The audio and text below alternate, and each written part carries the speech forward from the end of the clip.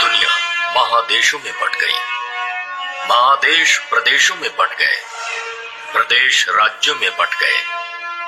2014 में तेलंगाना आंध्र प्रदेश से अलग हो गया और एक स्वतंत्र राज्य बन गया। हैदराबाद तेलंगाना का हिस्सा था, इसलिए फैसला किया गया कि आंध्र प्रदेश की राजधानी विशाखापट्टनम होगी। लेकिन लॉ एंड ऑर्डर बाधित होने की वजह से और जो कमिश्नर रामकृष्णन इसे सुधारना चाहते थे, उनकी हत्या की वजह से अमरावती को राजधानी बनाया गया। आज तक मर्डर के उद्देश्यों का पता नहीं चला और आंध्र प्रदेश में कोहराम मच गया। अब मैं होम मिनिस्टर साहब से अनुरोध करता हूं कि वो अपना बयान दे दे।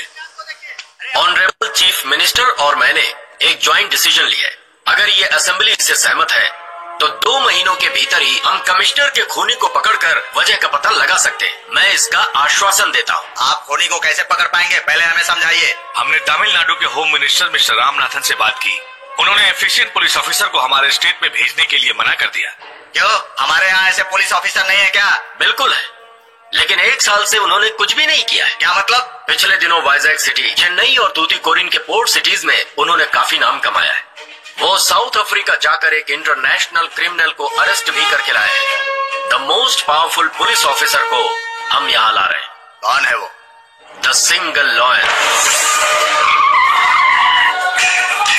सिंघम।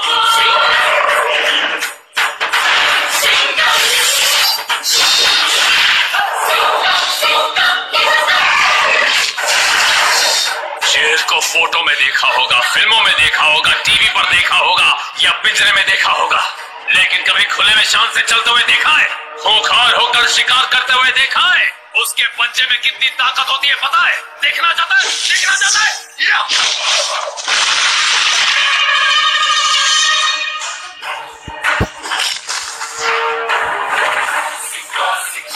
तू शायद एक बात नहीं जानता, शेर चाहे किसी भी जंगल में क्यों ना हो, वो अपनी फितरत नहीं भूलता। तू मुझसे कभी नहीं बच पाएगा। King of the Indian Ocean. Wherever you are in the world, I'll come in front of you.